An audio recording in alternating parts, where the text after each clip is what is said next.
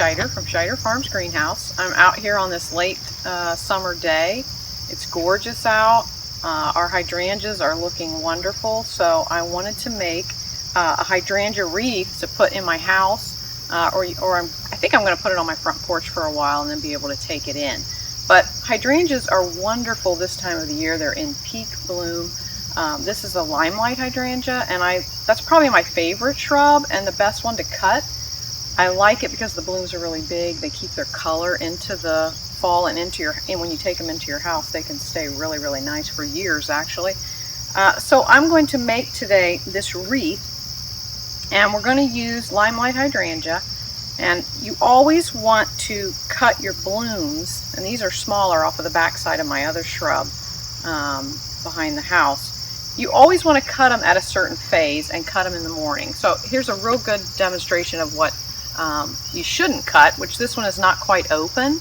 And you can kind of see the blooms are really teeny and they're just not quite completely open. Where this bloom is actually at a good spot to cut. Everything's open. It's starting to turn a little tiny bit brown on one side or so, but it's actually fully open and ready to cut. So when you cut your blooms, just make sure you cut them when, they're all different sizes, and I like to use different sizes. So just cut, whatever that looks good. And believe me, once you get it all together, it'll look really good. So you want to cut a lot of blooms and you want to strip all the leaves off. So take all the little leaves off of the blooms and then have all your supplies ready.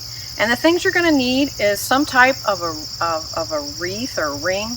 You can use a grapevine wreath if you have one. You need paddle wire. You need snippers to cut your blooms with, and you need some wire cutters to cut your wire. So I'm going to go ahead and get started. And you pretty much just are going to take your wreath, okay, and you're going to get your wire on first and secure your wire. And this is a really fun project. You can make any shape at all.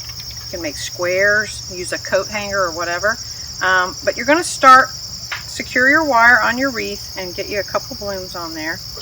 And then you're just going to wrap this wire really tight. And then you're just going to keep adding blooms. And make sure you take your leaves off.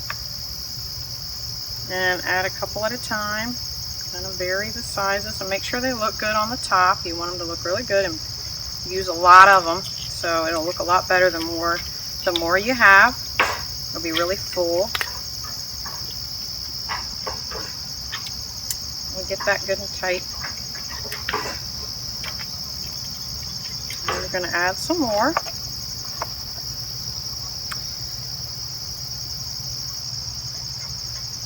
And I'll just keep working around my wreath, and then I'll come back with the finished product. I'll be back shortly. Okay, I've got most of the wreath done, and Keith went and picked me some more blooms. I ended up needing a few more than I thought. So I've got a few extra here, and I'm going to show you how I end the wreath. So we keep adding to the end. I'm getting pretty close. And just keep taking the wire.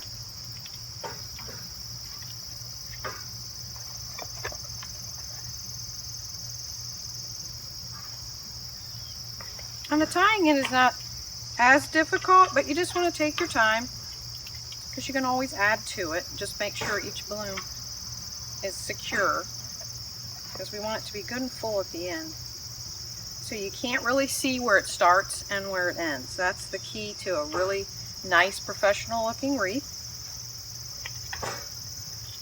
So we keep moving along here, and we're right at the end. We're going to add one and maybe even one more. We'll kind of see. Try to type your wire. You can't really see it. Just use your fingers to kind of guide your wire through the blooms. So you can kind of feel. Make it nice and tight. Let's see. Got one last bloom here. I'm going to pull some of these off, which you can do and use those.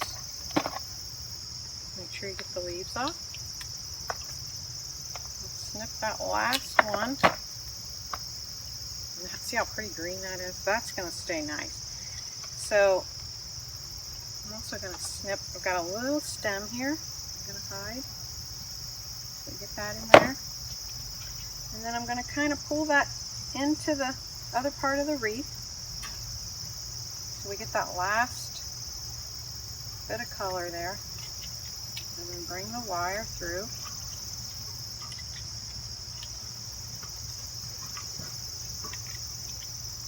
I might even add one more right there.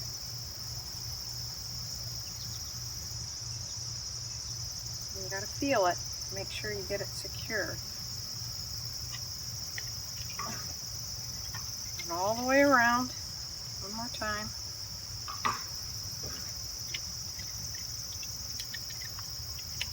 And then tie it off.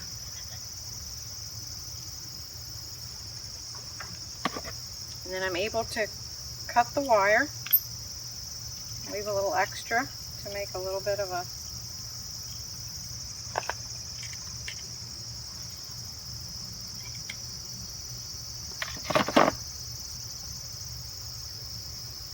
and I'm going to make a little bit of a hook back here on the back of the wreath with my wire and secure it. And then I can either, hang it like on a door, or you can hang it in your house, or you can use it just like this and lay it down and put a candle in the middle. And there's my finished product. Thank you for watching, and we'll see you in the next video.